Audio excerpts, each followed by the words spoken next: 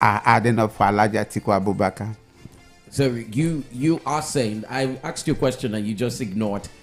Are they going to be receiving another flag? I had said to you that on January the 10th, you will see the presidential candidate of the PDP, Alhaji Atiku Abubakar, alongside several of our party members who are running. How about the leadership of the party? Owing to the fact that the governor of Abia State belongs to the Integrity Group, and he's also clamoring for the national leader to step down in Iyorchia Ayu.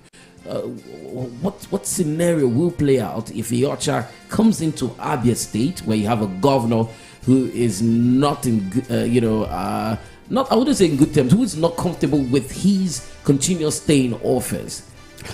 But the agitations of the G5 governors, we have said it over and over again in our last outing with Chief Charles Ogbonnaya, that several members of our party seem to agree with some of their agitations, some of their demands. But we have also said to you that the fate of an estimated 230 million Nigerians cannot hang on the agitations of the 5G governors. What is the fate? That we are heading for trouble if we make a mistake and allow the continuation of the APC in government. That is more important than the agitations of the G5 or 5G governors, as they are being called. So all of the 5G governors, by the way, are still in PDP. Yeah. None of them have left the party. So the PDP remains a family. You can disagree within the family. Kingsley Megwara had in the past disagreed with my party chairman here in Abia State. But that didn't take away the fact that you owe the party chairman respect. You have to abide by the rules and regulations of the party. We can disagree to agree. And that's what is going on in our party. I had made a prediction to you the last time that I was here, that what is going on in PDP is simply a family feud that will soon dissipate. Good things are coming, and those are on the corridors who think that preaching apocalypse for PDP, they will not see our apocalyptic end. Better days are ahead for PDP. And Barra, let me just say to you. But if I just had to just hold you a little bit, you have said they are not doing enough, or they are not, the issues are not strong enough, and the issues the G5 are bringing are not big enough. What about the agitations of the Southeasterners? Ohanese is saying Atiku should have stepped down, and also clamored for a Southeastern candidate on the platform of the People's Democratic Party. Do you have the weight of the general Ohanese Ndibo, so to say? Several of us were extremely very happy when Atiku Abubakar, our presidential candidate, in the process leading to the primaries, he said, if we should get our act together, those of us in the Eastern Bloc, South, that he was going to step down if that happens. He said it publicly and everybody heard it. But this is a process. And at the end of the process, he emerged. We are in PDP. We have a compelling interest to stand with our presidential candidate, and that's what we are doing. I'm not taking anything away from what Ohanese had said. Kingsley Megwara have been on this program, and I too had talked about the marginalization of those of us from the Southeast. But after all of that, a candidate have emerged. We are in PDP. We have seen what the APC-led administration has done to this country. We are saying the conditions of things in Nigeria is far greater. Were you in Abuja during the convention that that gave rise to the margins of Atiku Abubakar? No, I wasn't. But our national coordinator was, alongside 17 persons from our state. And of the 17, 11 voted for Atiku Abubakar because he thinks they think, and we think, he is the stronger candidate. We think he is the only presidential candidate who will, from day one, begin to tackle the problems of this country. I'm not taking anything away from anybody else. The River State Governor Wike, who turned 55 yesterday, had said that the process was manipulated, and that if it wasn't, that he was very certain that he was going to win the primaries and become the presidential candidate of the People's Democratic Party. Barbara, yesterday is gone. I don't like people whining after yesterday is gone. yesterday is gone in PDP.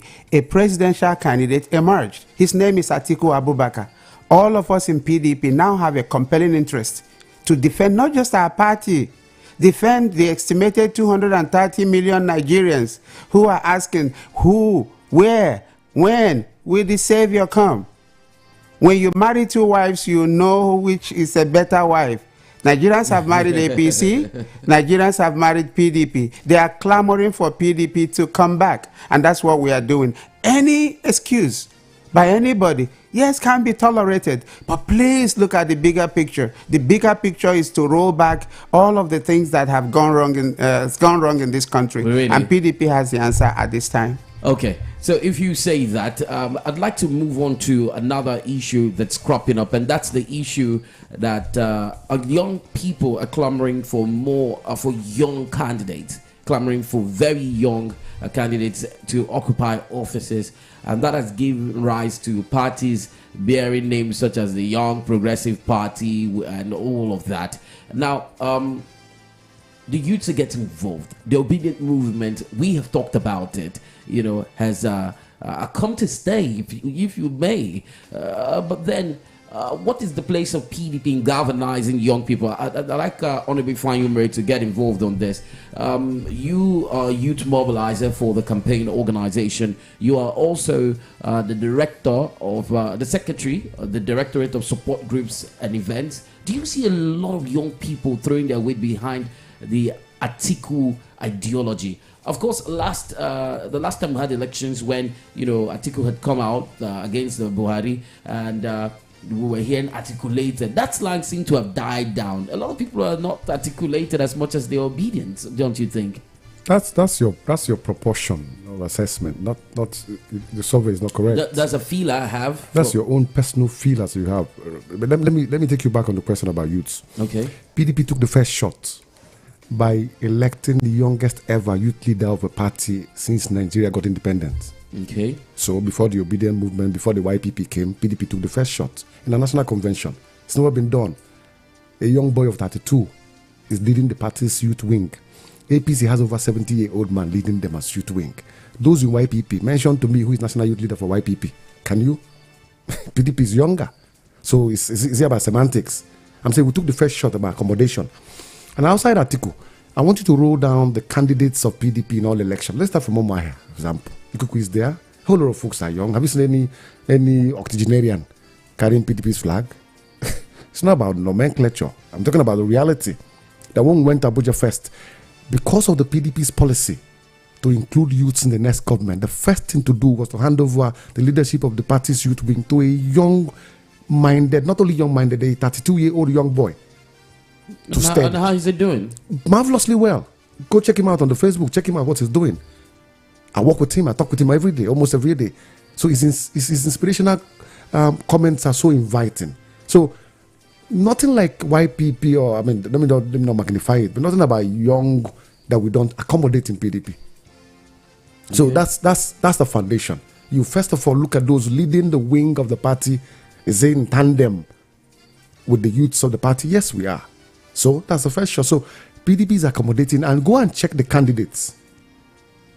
Go and check the candidates. What's the ideology of your party, the People's Democratic Party, when it comes to youth? Yes, you've said they've given the youth an opportunity to lead themselves, but then in incorporating them into the inner caucus, the mainstay, the runnings of the party. Today, even in the presidential campaign council of PDP, you find the likes of us. Okay. Am I on a general? Don't you know me?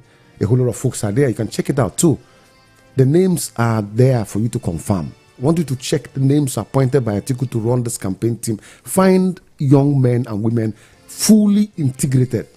And the policies are also, Atiku's policy is very clear. What are his policies on His policies are big. On youth? Yeah, he said we are going to allow the young people to be part of this government, and it's evident right now from the nomenclature. So it's when he wins. And he said, when I win, I will make sure that my cabinet is mainly made up of those who are young, vibrant, and visionary.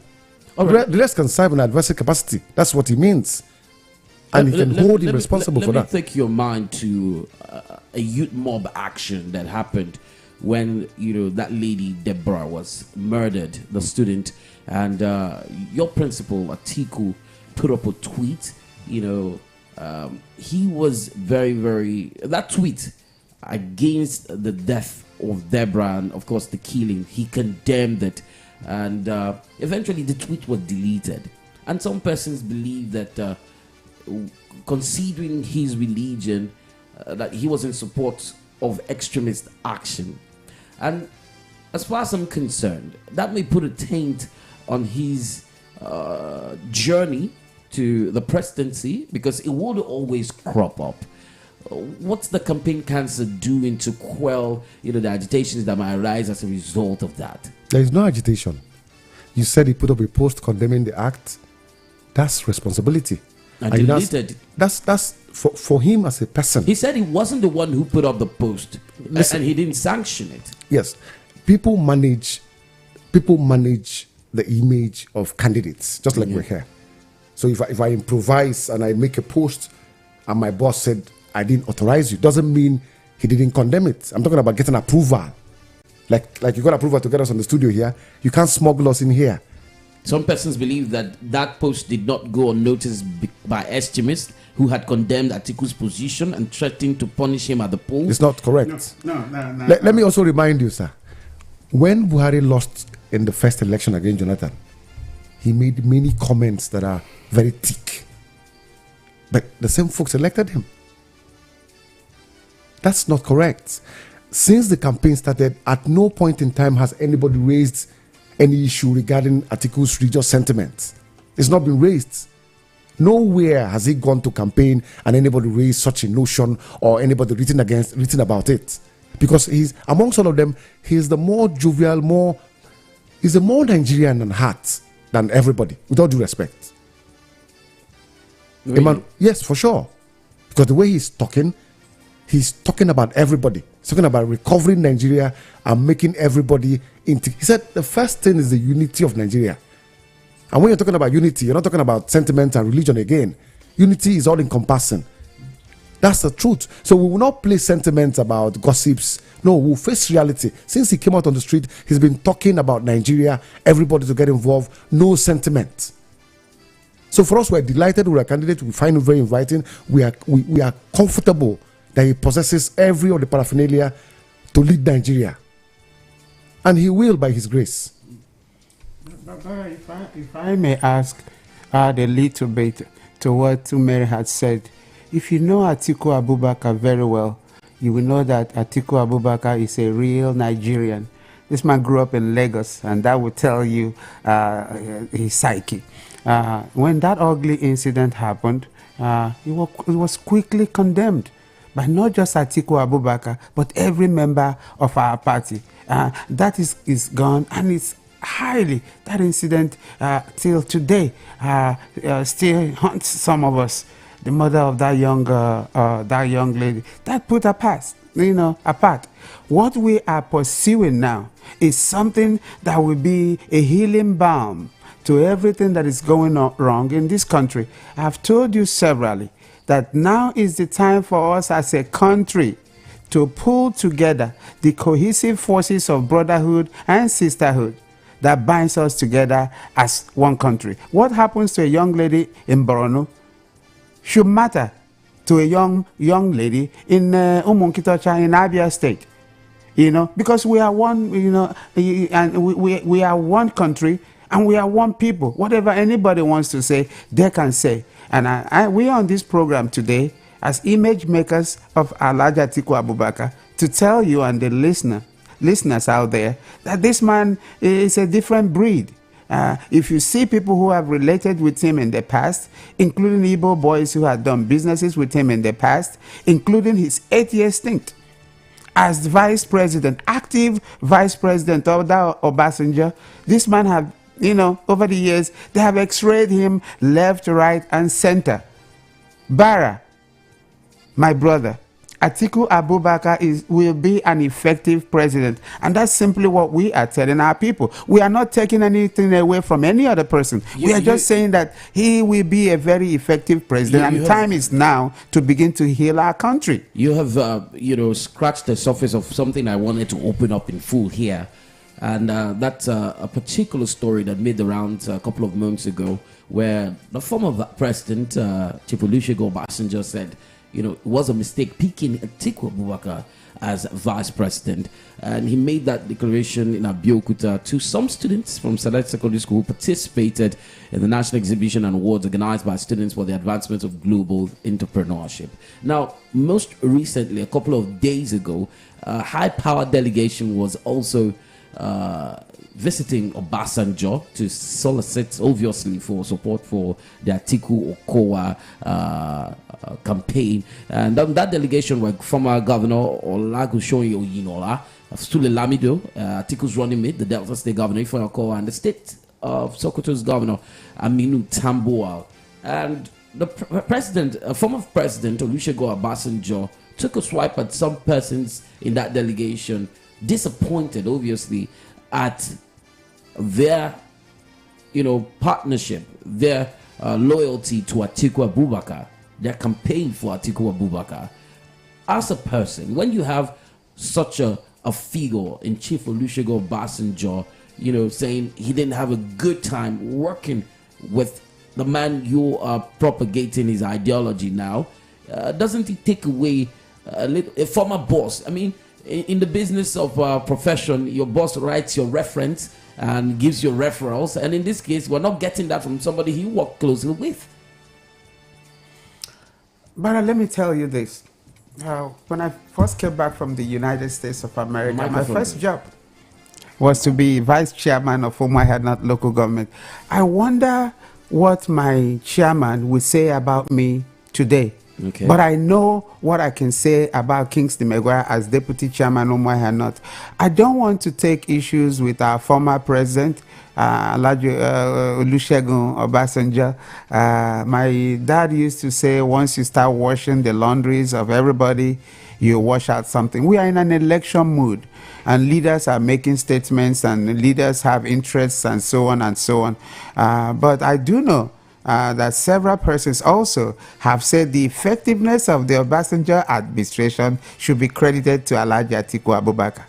That the effectiveness, that most of the ideas, most of the innovations, most of the things that that administration did right, they said it was Atiku Abubakar. And that's why we said Atiku Abubakar was a very strong, powerful vice chairman. He sits in there in the national vice president. He sits in there in the National Executive Council day in, day out. And he wasn't a pushover.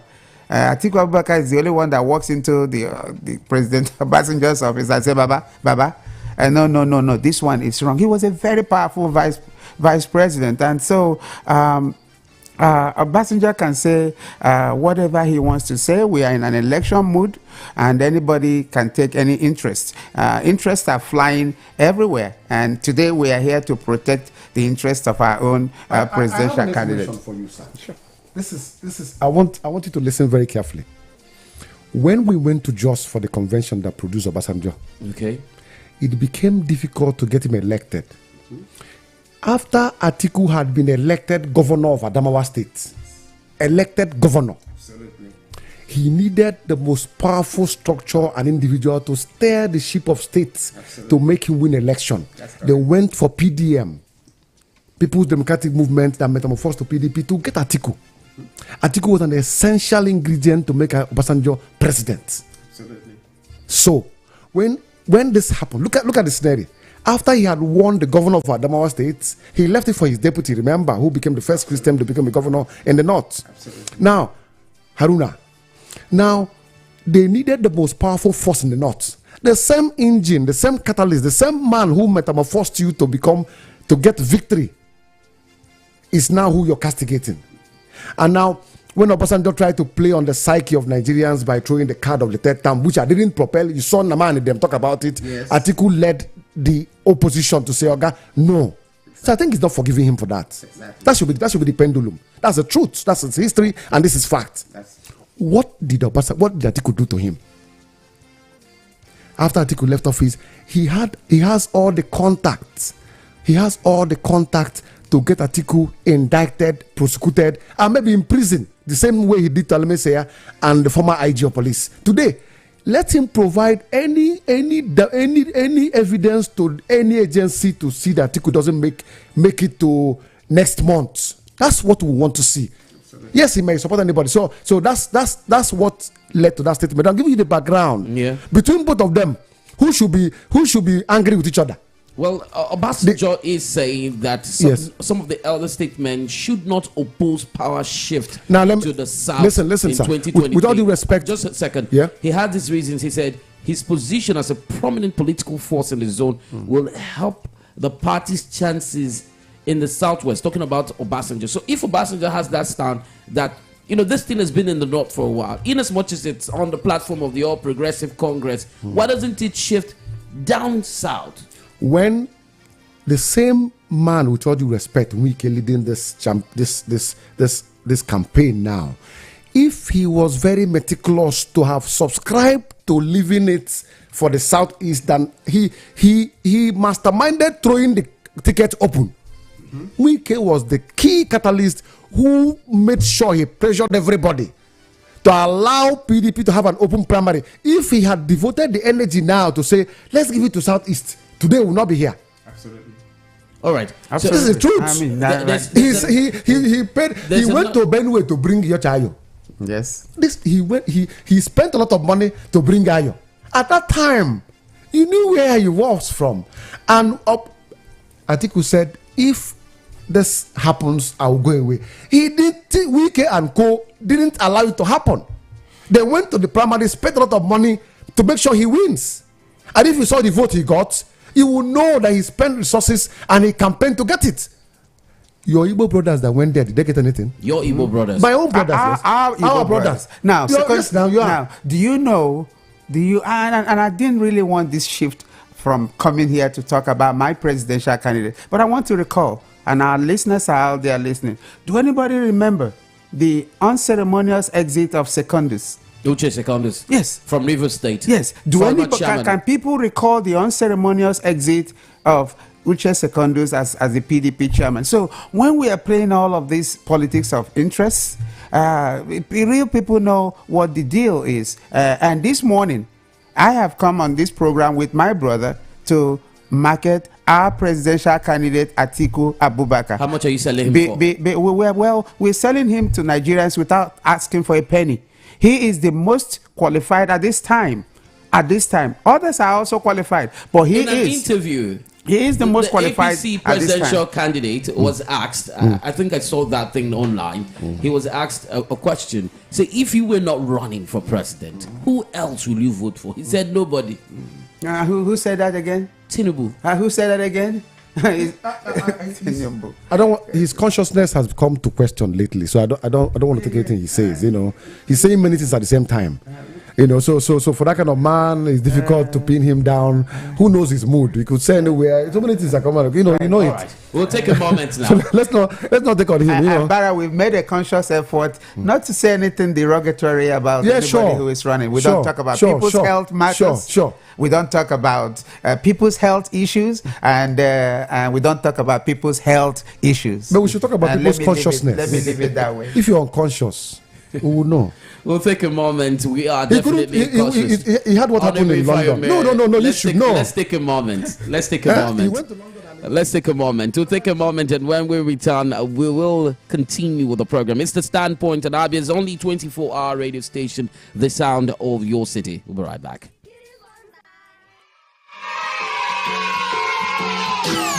Come, hang out with us as we help each other learn to be better children. Our society will be better for it. I want my family to be proud of me.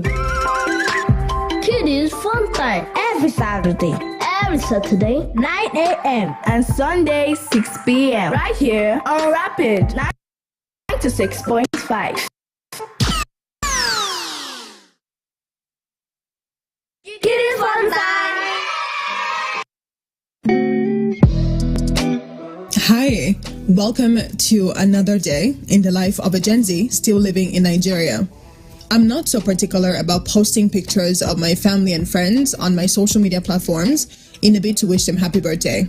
I prefer to convey my message on a more personal ground. That doesn't mean I don't make exceptions for family members and friends who are into PDAs. Today is my brother's birthday.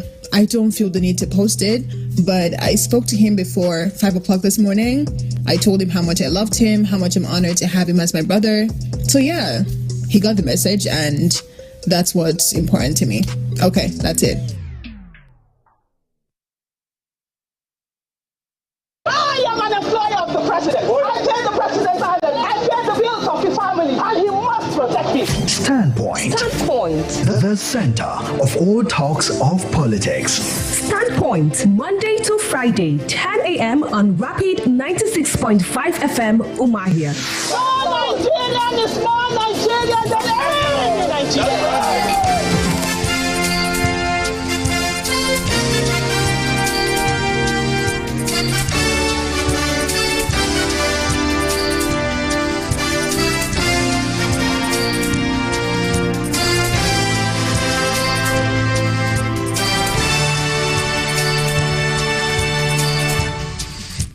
Well, glad to know that you're still tuned in to Rapid 96.5 FM. It is the sound of your city. In the studio with me is Chief Kingsley Maguire, spokesperson for the Atiku Kowa Campaign Organization, Abia State, and Honorable Ifeanyi Umere, Secretary of the Directorate of Support Groups and Events, and also Youth Mobilizer for the Atiku Presidential Campaign Organization. What are the chances of Alhaji Atiku Abubakar in the presidential elections without the support of the integrity governors? Well, we've been, bidding about that. But then I'd like to pose that, put that as a pose to you, Chief Maguire. Without their support, can he win the elections? We are going to get their support, and I have told you that it's a family feud, and it will soon come to an end. But the numbers. We look at numbers. The numbers are adding up favorably for Alhaji Atiku Abubakar. But I know that the 5G or G5 governors would know what is at stake. So we are going to get their support, and the support will be coming. However, we are also very, very fortified and very prepared to look at the challenges ahead of us. This is politics. Everybody wouldn't have to agree with you at all times. Yeah. We have a two-pronged approach, that it is extremely important for our brothers to come back and help us in this journey. Your brothers, you mean the members of the party? Right, the 5G governors principally. Okay. And on the other hand, we say, okay, we are making plans in the event that doesn't happen. We are making plans, and the good news is that several persons are coming on board now, particularly with the recent appointment. All right, so of Senator T.A. Orji. Would you describe that appointment? Because the leadership of the Presidential Campaign Organization approved the appointment of the, several eminent persons. Osun State Governor is one of them, Ademola Adeleke, then Senator Duro Diri, Senator Ademola, Senator Gabriel Suswam, Darius Ishaku, Adamu Alero, and of course for the Southeast, the chairman is Senator Theodore Orji. Is that going to give a boost? Theodore had said that he was going to hands off, contesting for political position, and we've seen him, what's the word now? Make a bold statement and walk the talk, so to say. Well, I didn't expect that he was going to get involved in electioneering process and campaigning anymore. Well, those who decided that Senator T.O.G. is the healing balm we need right now are extremely very smart. Recall that Senator T.O.G. is very friendly with Nyesom Wike, is his brother. And Senator T.O.G. coming on board at this time is the paracetamol those of us in PDP need right now. The fatherly role he normally plays will come to play at this time. So I believe that nobody at this time in our party, we bring what Senator T.A. will bring in terms of quelling down this little skirmish, that is this little rift in our party. We believe that Senator T.A.'s appointment is what we need at this time, and several of us are looking forward to working with him. I've made a prediction to you, Barra, in my last outing here. Yeah. I'm making that prediction all over again. The little problem we have in our party in terms of what the 5G governors are putting forward, that problem will come to an end. Those of them who think that the PDP will explode will sit back and laugh. You had asked me, I said we have a two-pronged approach to this. The olive branch is continually being extended to the 5G governors, but we are also very prepared to go with it alone. This is politics. Again, the interest of the overwhelming majority of Nigerians dwarfs anything, any agitation anybody would have been putting on the table at this time. I repeat, the overall interest of Nigerians collectively dwarfs the overall interest, makes pale by comparison to whatever agitations we might have on the table. Those of us in the council are aware of and sensitive to the demands of our brothers, the 5G governors, the continued marginalization of the Ndibo, and so on and so on. We are part of it. But we say at some point, Barra, at some point, enough has to be enough. The presidential election is coming up in February. We are in December. It's coming up in February. We are in December, and we are saying now is the time to stop.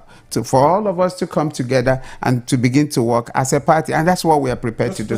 Well, I'll let you come in, but then let's just announce that people can begin to try to call into the studio 0916 0333 965 0916 0333 965. You can call the studio lines. But then, if I may, I know you have worked closely with the senator, and you're still his liaison officer. Of course. Yeah, so his appointment. What he said, let me go back to what he said. He said from after, when he finishes his second tenure, which is about to end in May, that he will no longer seek elective offices. Okay.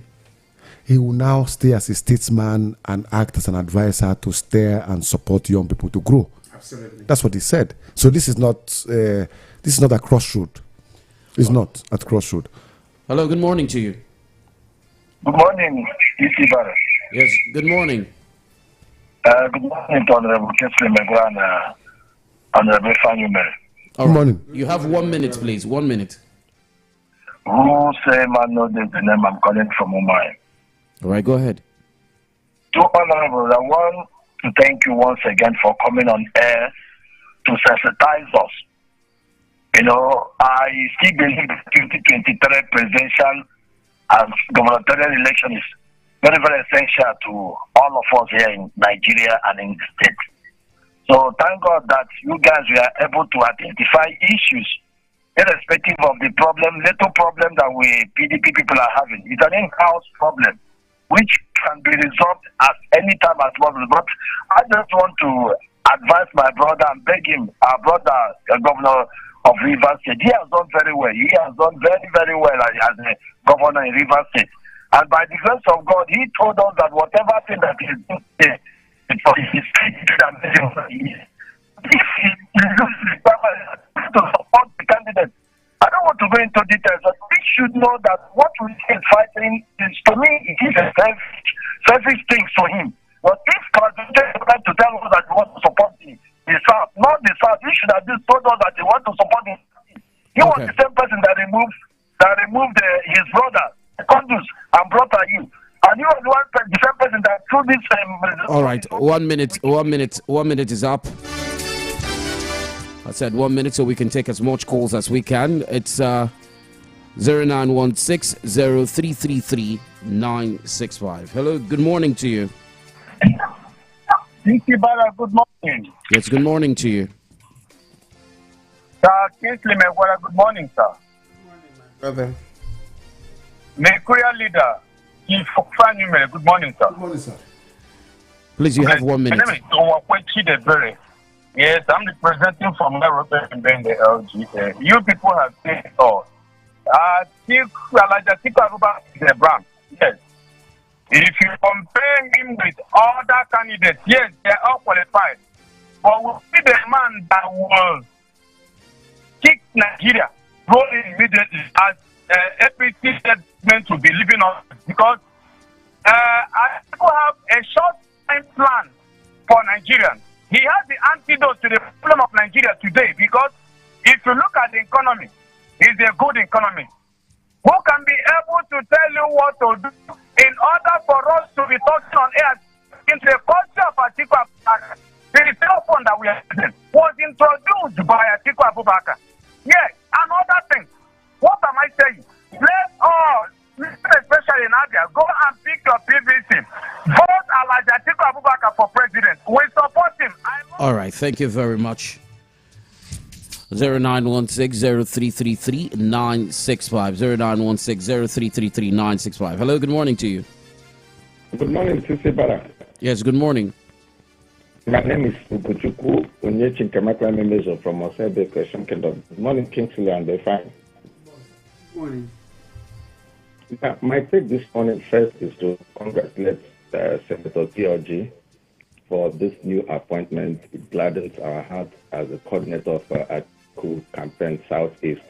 What it means is that we, all of us in the PDP Southeast Abia State, we are getting on the same page. And I want to say it clearly that as far as we are concerned as Ndibo, let us not make this mistake of putting all our eggs in one basket. It can never be. Yes, I agree with our people, the sentiments of marginalization, we want our other people.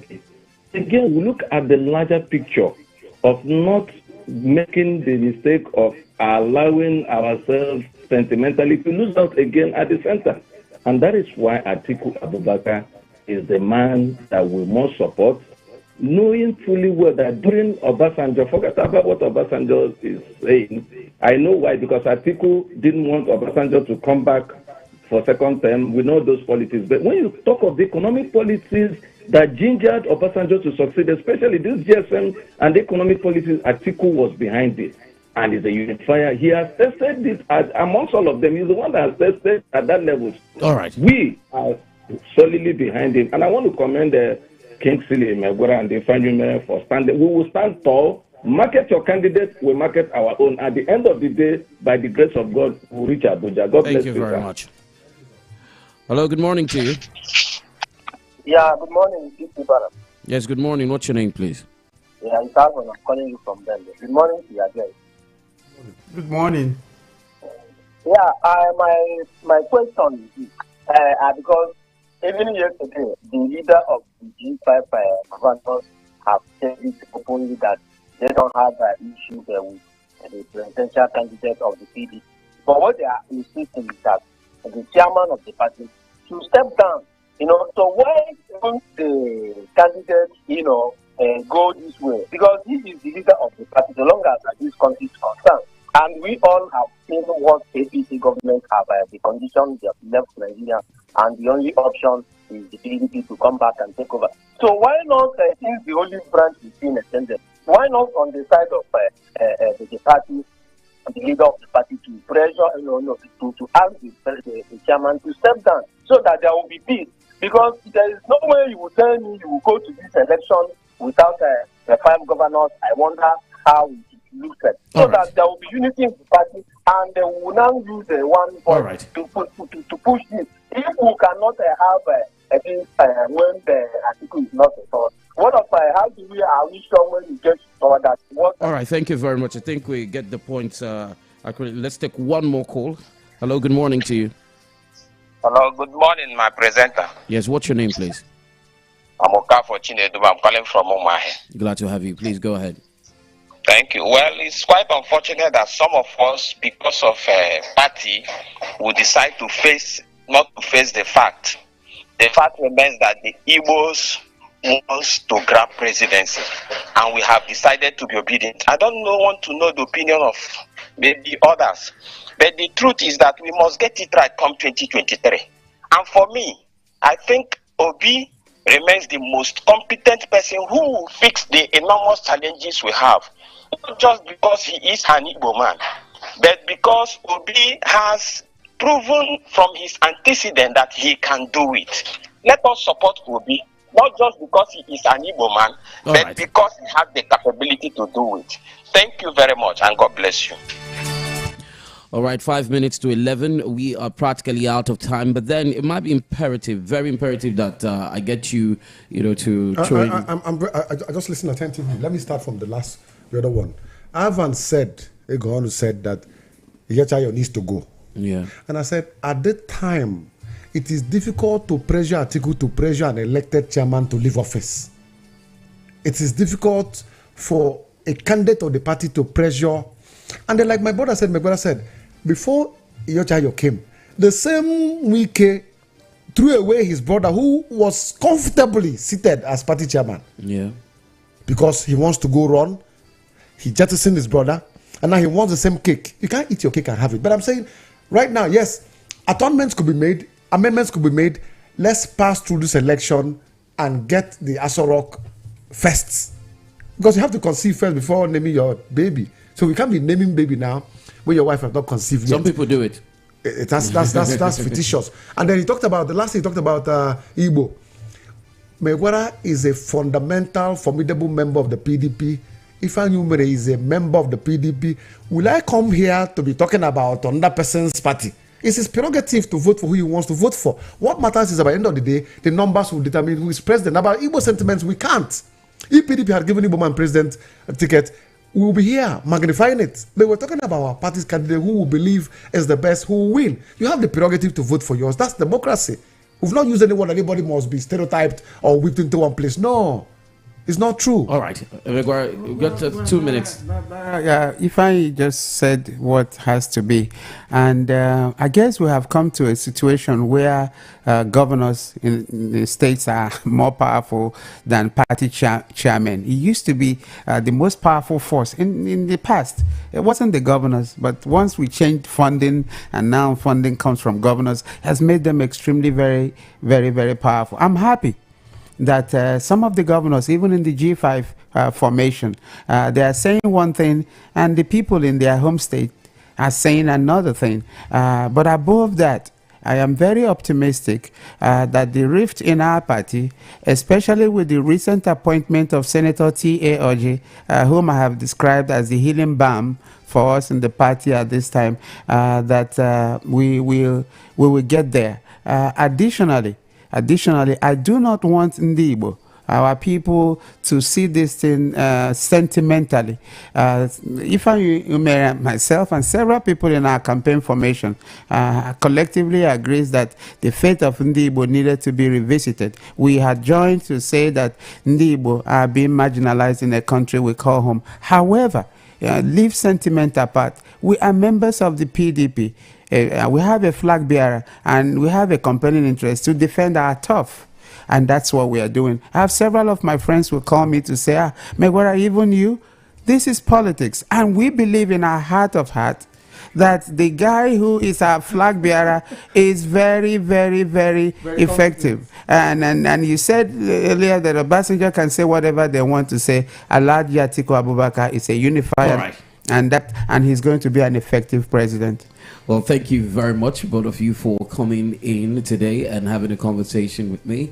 And particularly the question that put out today: can Atiku Abubakar become the president without the support of the G5? And I appreciate the fact that you have responded, saying there's a two-pronged approach, which is all-inclusive with the olive branch left out, with Atiku also saying that he has met Wike 5 times, twice in Abuja, twice in London, twice in Port Harcourt, and once in London, and pictures are there to attest to that he's still waiting for their own side. The man is continually reaching out to Governor Nyesom Wike. He is continually, and mind you, Bara, you can trace that in all of these exchanges, in all of this drama leading to Atiku Abubakar has never said pim.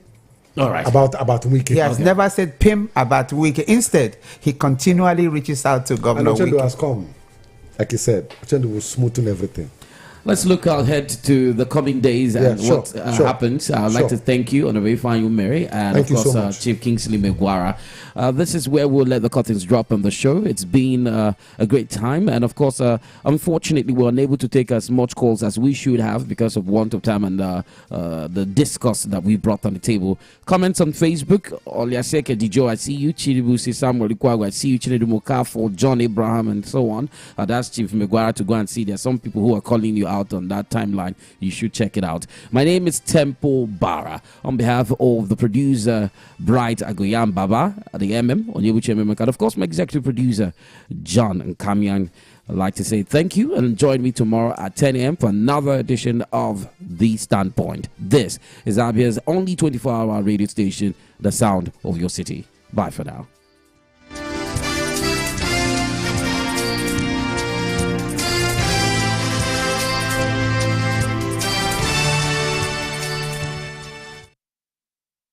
Trending stories, breaking news fast. News